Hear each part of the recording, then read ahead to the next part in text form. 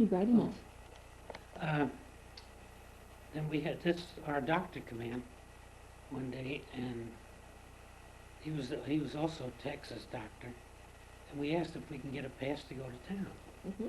I said I knew people there, and they said no, it wasn't there long enough that just couldn't do it. They just couldn't give me a pass. So I told Tex, this was still in about the middle of October. I think I was only there a couple of weeks. Mm-hmm. And I told Tex, I said, Tex, let's see if we can get out the gate. And he said, well, I know we can't get out the front gate. That's the gate that was on Oxford. Yeah. But there was another gate on the back side, which was closer to our barrack. Mm-hmm. And I said, well, let's try that. And I said, there's a church there. I said, I've seen it, walking around. And I forget what the name, what was that? Was that St. Anne's Church, honey? Over by Fort Logan? In the back entrance? Or, huh? But we went over, so I said, we'll tell them we want to go to Mass. So that's what we did. So Sunday morning, we went out and said that we have permission to go to church. Huh? Was it St. Patrick's? So we went to church, and I said, well, that's easy. If we can get through that, we just go out. And I said, but where's the bus? I said, we have to find out how we can get to Denver. So we messed around, and we got there.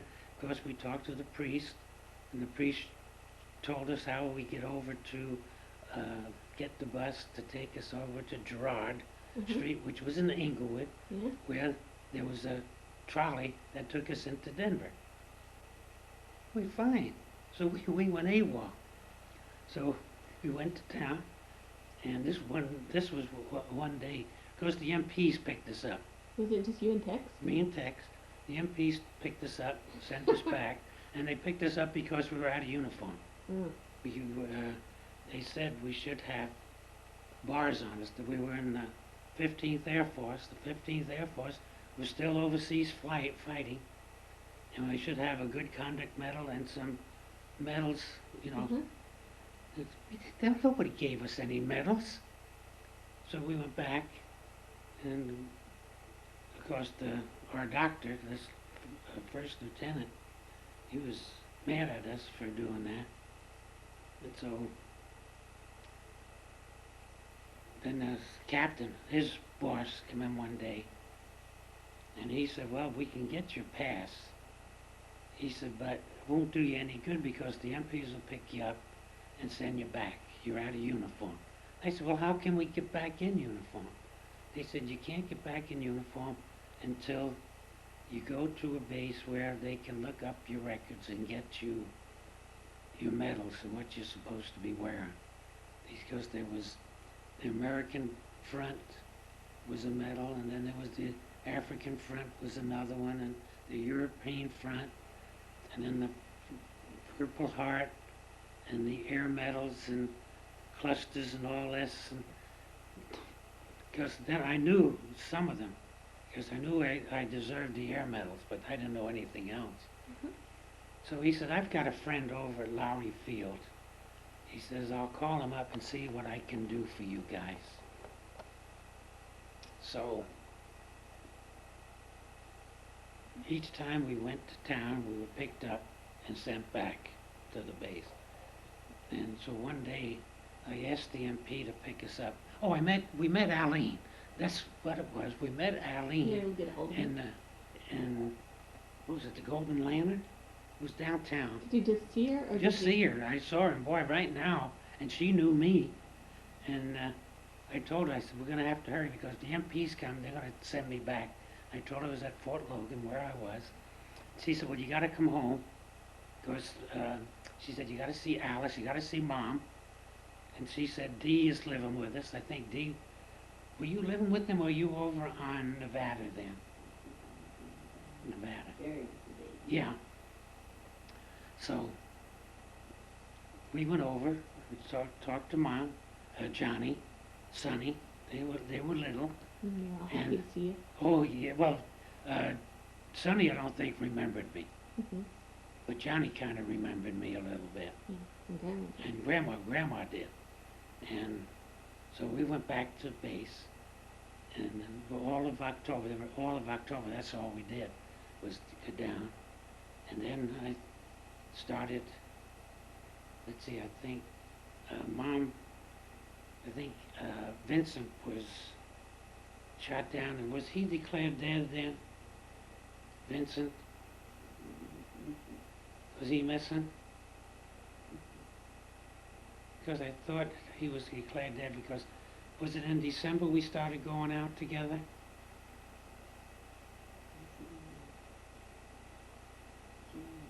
January? In 45? Yeah.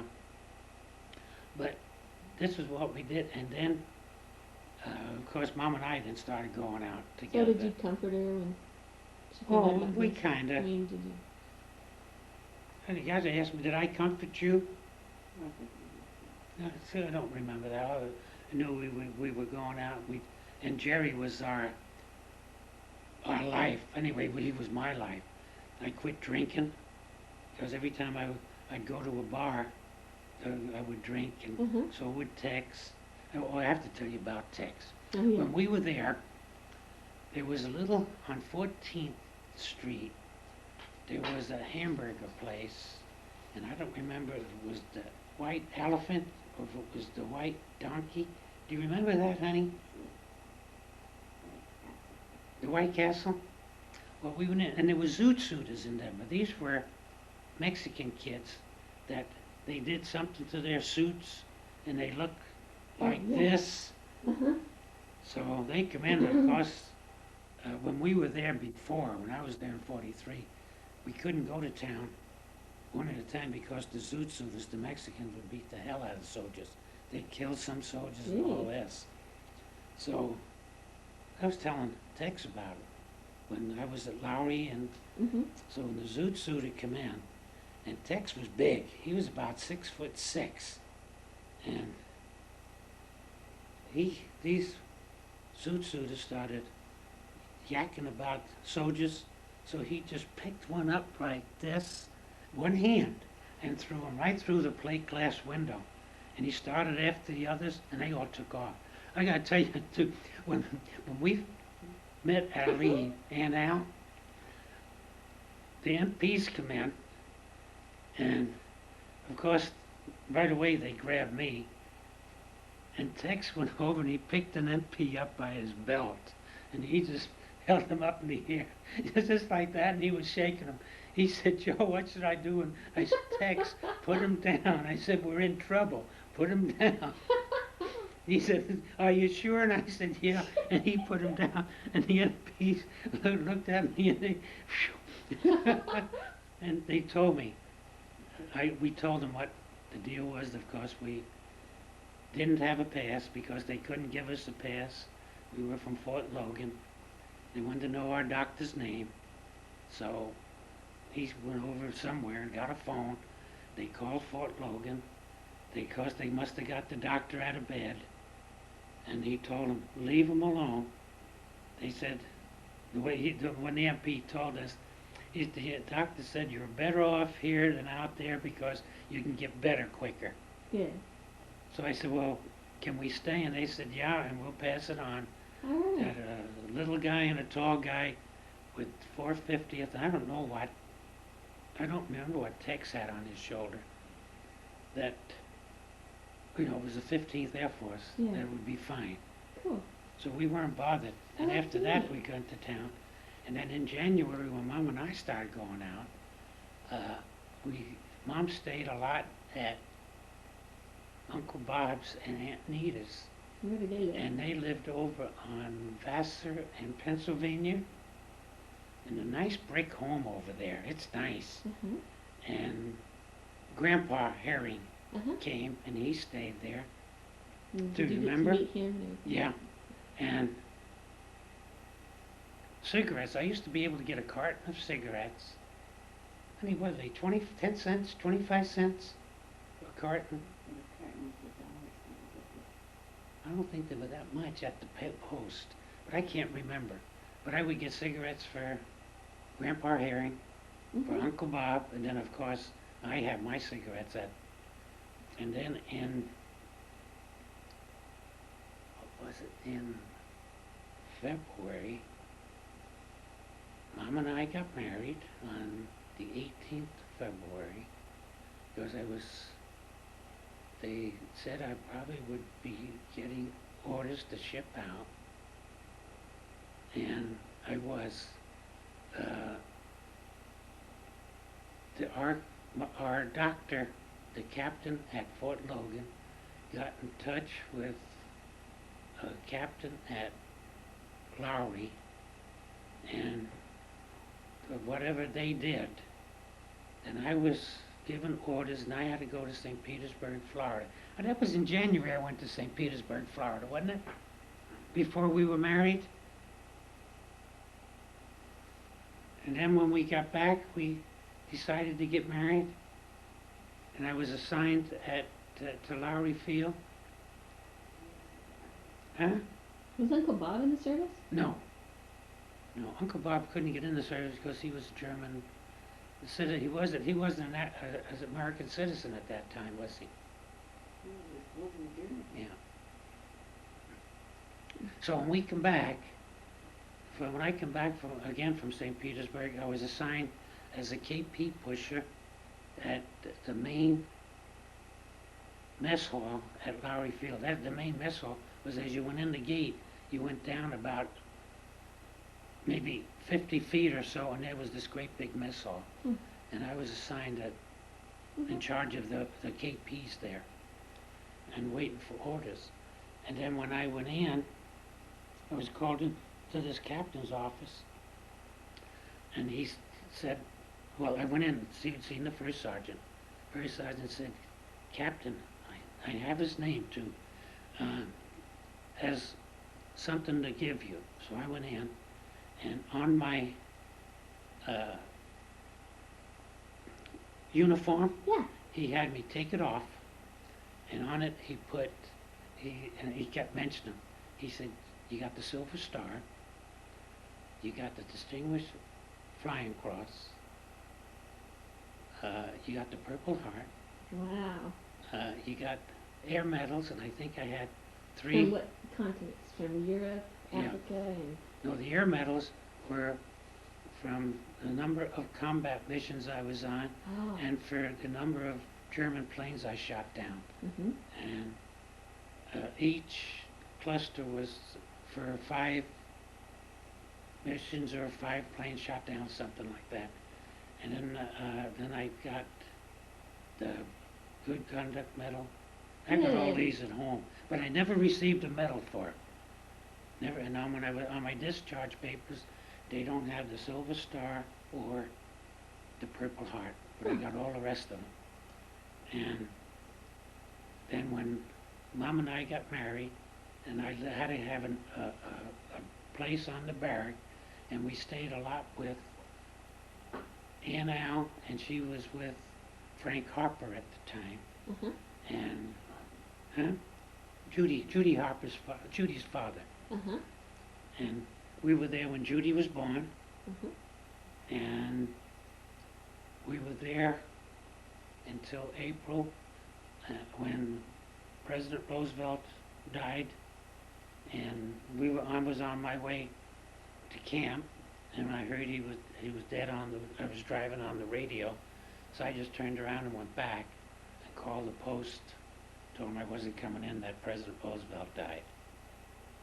And then the next day I went in, and of course everything was sorrowful at the time because our president died.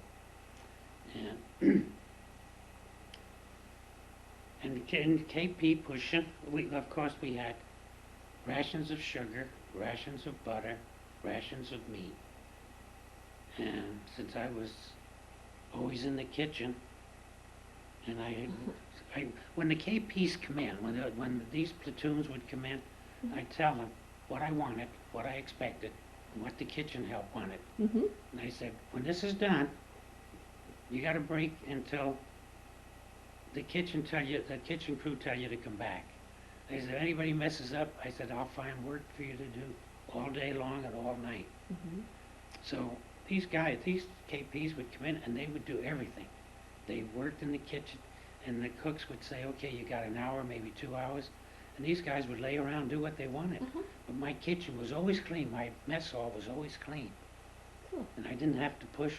And the cooks, when I'd leave that night to go to town, they'd have a couple of pounds of butter in a bag.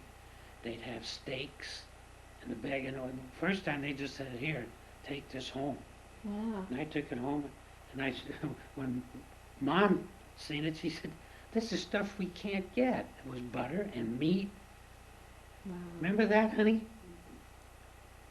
And this is what they did. And then I did this until June. And in June I got orders that we were going to Fort Lewis, Washington. And the captain came in and said, those orders aren't any good. He said, you're an evadee. And I said, what's an evadee? I didn't know. I didn't even know I was an MIA, missing in action. I just knew that I was shot down. I evaded the enemy, and that's what he said, you're an evadee, and they have to ship you to a base that has rooms for your wife and child. Good. So he says, so we have to change your orders. Fort Lewis, Washington didn't have that. So I got orders to go to Amarillo, Texas, and we got in our car, and we drove down. Remember that, honey? Were you sad or happy, Oh. Mom? Were you excited to go? And we got down there, and we pulled in. I reported to camp. They said, we don't have any place for you yet, but we have a motel room for you. And Jerry, Mom, and I went to the motel room, and every morning I had to report in. And I did that. Then they found a place for us in, what was the name of that city? I always say it wrong.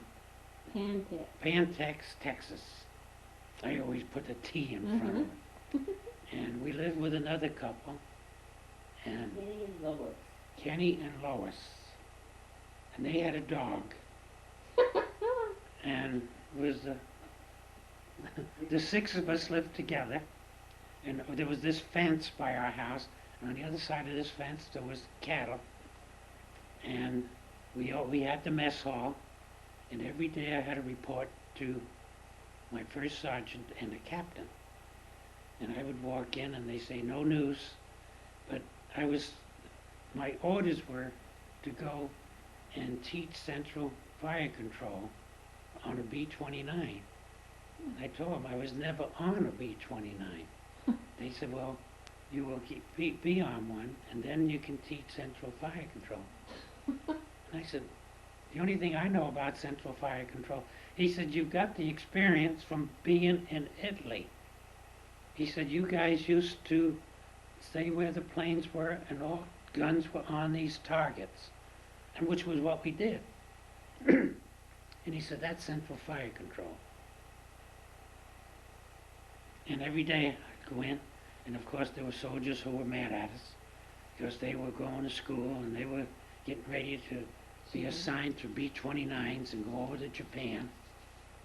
And Mom and I, we were there June, July, and August when in the middle of the hot summer. when the Japs surrendered. And When was that? August, was that August the 7th? When the Jap, the 6th? When Japan surrendered. But before that, I went in one day and the captain said, I need a favor.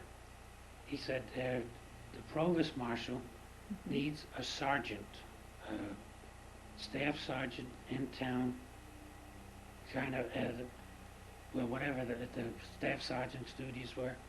He said, I wonder if you do it Friday night and Saturday night and Sunday afternoon. I said, sure. And I went home and told Mom what my duties were. And we went to town.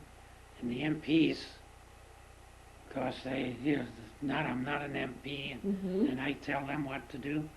So the first thing I did, I said, look, you guys have to tell me what my job is. And of course, that set them, they find, then last one MP said, the precincts, the police down here they have a bunch of soldiers in jail. They get $3 for each soldier that's AWOL. Mhm. And I said, and so? They said, well, maybe we should get out and see how many soldiers are AWOL and get them back to camp. I said, fine. So we went to one place, and we walked in, and of course the soldiers were mad. The guy said, I'm on furlough, and they kept me here for 3 days now, I'm AWOL. Then I said, well, where's your furlough papers? Where's your papers? They have them. Police said, no, they didn't have any papers. Was it in the city of Amarillo? City of Amarillo. So I told the guy, get a bus in. Mhm. So we got all the guys on the bus, and I said, when we get to camp, we'll find out who's AWOL and who is... Why did the sheriff let you take them? They were afraid not to, Mm. because we had, what were they, about 4 MPs and me. Didn't you say So- you were going to pay him or something? Yeah, I told them, as soon as I got back and got the money from the provost marshal, Uh-huh. I'd come back and give them what each precinct had. When we got back, we found out some of the guys weren't AWOL, Yeah. so I never did. I just told the provost marshal I didn't want any money. We're gonna go to town and we're gonna release all of them. And I said, who gets a kickback? And the provost marshal, he was a major, Mhm. said, nobody's supposed to get a kickback. Mhm. He said, if anyone's getting a kickback, I wanna know about it. So there was a tech sergeant, Mhm. MP, for every soldier for every $3 that he paid, he got $1 back. Uh-huh. Of course, he was sent to the brig. Good. And of course, my captain, he was pleased. Oh, He yeah. said, you broke up a big ring down there. All I said, right. I didn't do anything. All I did was follow your orders. You wanted a staff sergeant, and I said, that's all I did. And there were 2 couples that were never jealous of us. When I went in and they told me that they had nothing for me, that was the California couple. I forget their names. And there was another couple, they were the Cox. Remember them? What were their names? Ted and Norma Lee. Ted and Norma Lee Cox. And it used to be a big joke when they went on furlough. She went and stayed at her house, and he went and stayed at his family's house because the families didn't get along. He'd drop her off, then when they were ready to come back, he'd go wait in front till she'd come out, and then they get on the train to get back home, to get back to the base. And then on September the 23rd, I got my discharge. In 1945? In 1945, I got my discharge, and my captain wanted me to go to the hospital and stay there until they found out what was wrong with my leg. But Mom and I talked. We didn't want to. We wanted to get out. Mhm. Oh, and while we were there, it was so hot that Jerry couldn't sleep. So what we would do is Mom would sleep at home in a bed, Mhm. and I would take Jerry and stretch him out on the front seat, put his head on my lap, and we'd drive through all these little towns. In the canyon? We go to the canyon. Well, we went to the canyon. We went on picnics down to the canyon. Uh-huh. But we go, I forget the name of these little towns now. And we'd hit every one of them. And it got that when the Texans that would sit on these storefronts, Mhm. they got to know the car and they'd wave. And then Mom was pregnant with Janet at the time, Uh-huh. and she had to walk. So Jerry would sit up or stand up and he'd talk to Mom while she was walking and I was driving. We'd walk so far and then Mom would get in and then we'd go around. Then we got our discharge and we drove back to Denver and we stayed at Grandma's. And the car needed tires. And I went down to the place. Gate? No, it wasn't Gates. It was, what did they call them? It was an office where you got rationings. Oh. And I was supposed to get 2 tires. And Johnny came with me. Aunt Johnny came with me. And we talked the gal there into giving us 4 tires, and we got 4 new tires. But she wanted the 4 old tires back. Uh-huh. So we went and got the new tires, and we brought the old tires back to her. And then Mom and I, that's when we got ready to go back to Jersey. And we left in November, what, didn't we? To go to Jersey? Well, did we spend Thanksgiving with Mom, or did we go back to Jersey around that time? But I know it was storming when we left. And we were riding on snow that or ice. Wow. And we took Highway 36. And that was the only through highway Uh-huh. until we got to, gosh, I forget where, but our first stop, I think, was in St. Joe's, Kansas. Mm-hmm. And we stopped at what was that place, honey? Like bed and board, but they didn't call it that, a rooming house. Room and board. And we stayed there that night. Did we have dinner there and then breakfast, and we took off?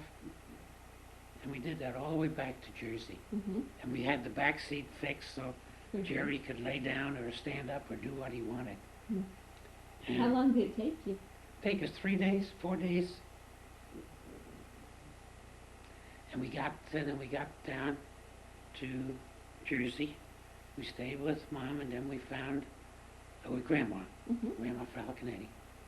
And we stayed with her, I don't know how long. Do you remember how long, Annie? It wasn't long, was it? We got an apartment on Bright Street, not Bright Street, Monmouth Street. It was there was Italian families below us, next to us, and on top of us.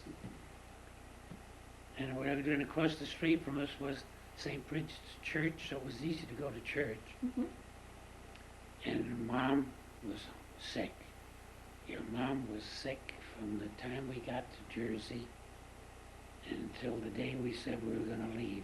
Mm. But I went to work at Hager's, the place that I Mm-hmm. left, and Aunt Emma wanted me to go to Rice and Steel. And when I went to what was the name of that place? Well, we're up. Hager's. They Mhm. made bathroom fixtures at this Yeah. time.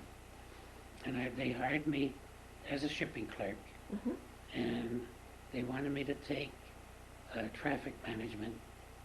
So I took that at home, and I shipped and delivered, Mm-hmm. and That's cool. that's what they were making. They make gold bathroom, silver bathroom, chrome, and all this stuff. And I would deliver it and ship it, and that was my job for $30 a week. Uh-huh. And and we thought to help maybe if Grandma and Johnny and Sonny would come, then maybe Mom wouldn't be sick. Was Janet born yet? Janet was born when they came, wasn't she? Yeah, and when, huh? She was 6. 6 months old. When Janet was born, Mm-hmm. she stayed, well, when Joey was born, Janet stayed with Grandma Falconetti. And she spoke Italian. Janet did? Janet did understood Italian. And Mom would tell her something, so she'd have to get Jerry to come in.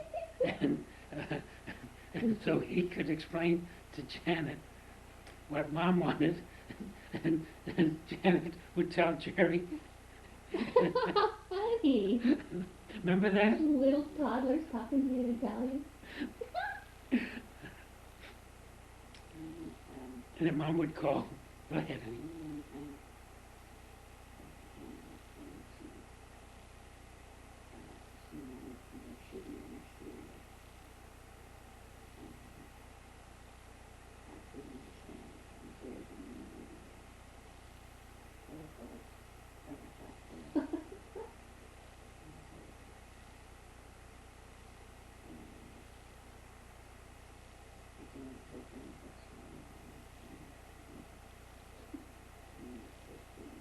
Okay.